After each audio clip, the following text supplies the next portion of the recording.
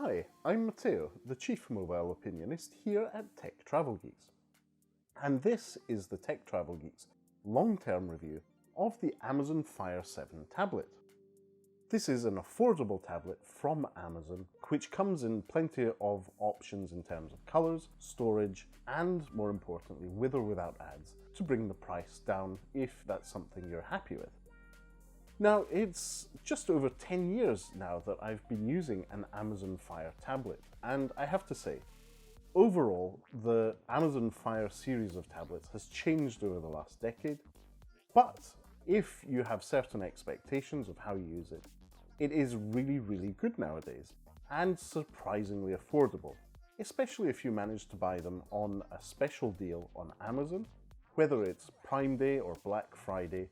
You can have it for as little as £29.99, which is very good value for money.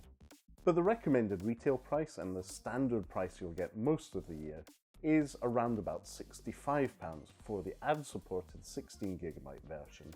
And you have three colour options. In this case, we have the denim one, but you can also choose to have it in black or pink, which Amazon call rose. The Amazon Fire 7 tablet, in its 2022 release, which we've had for about a year now, is an incredibly capable little tablet. The screen resolution isn't great, it's 1024 by 600 pixels, but for browsing the web, watching YouTube videos, watching Amazon Prime video, Netflix, Disney Plus video, it's more than enough. So, for example, I quite enjoyed, whilst traveling over the last year, having this device which fits in a jacket pocket to watch things like Rick and Morty, American Dad or Family Guy whilst on relatively short train journeys, commuting to and from the office, or on longer train journeys or plane journeys. When I wanted to watch content I had downloaded onto the device. Now obviously 16 and 32GB storage options are what you have built in.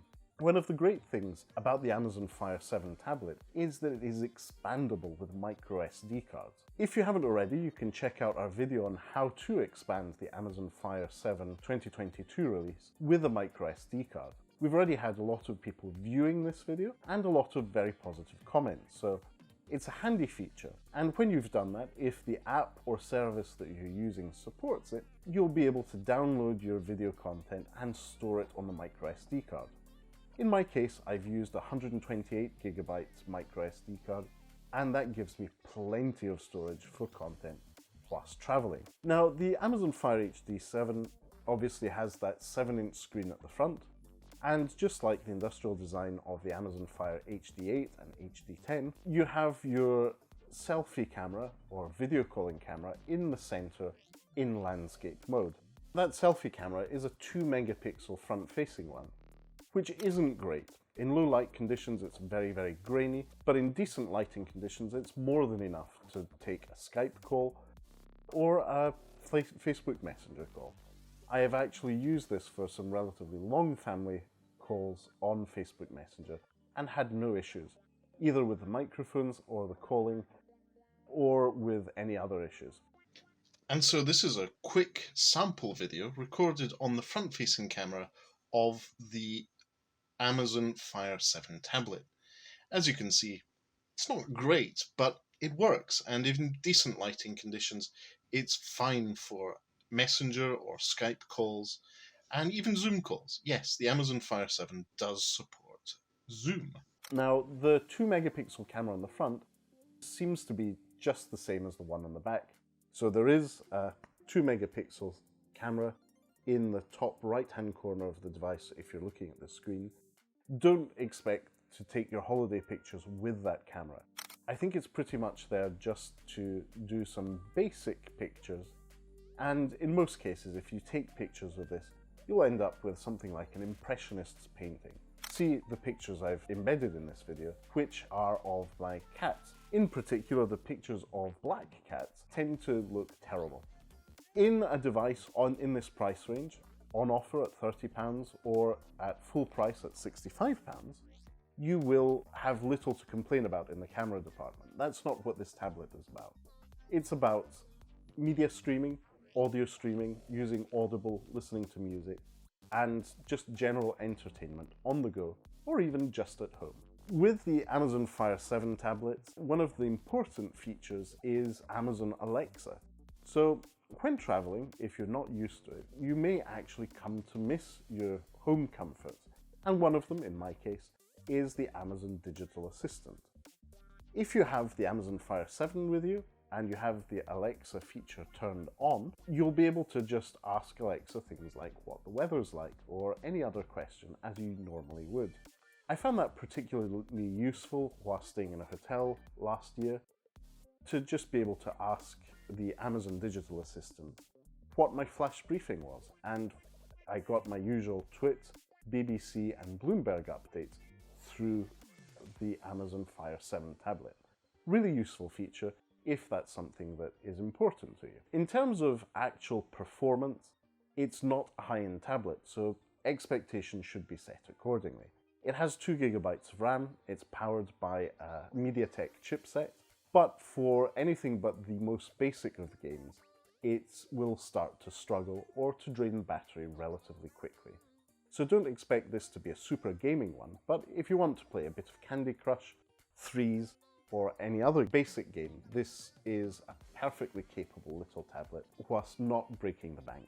In terms of battery life, I've managed to use this for about 8 hours straight, playing back video, and went from completely full battery to completely empty in the process.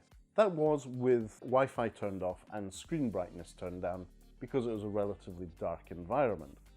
But your usage, depending on what apps you have installed and what services are running in the background, may vary.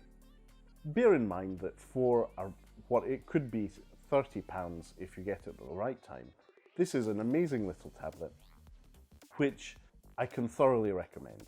The only thing to remember is that it's an Amazon Fire tablet. It's not a Google tablet. It doesn't have the Google Play Store, and pretty much no Google services run natively on it.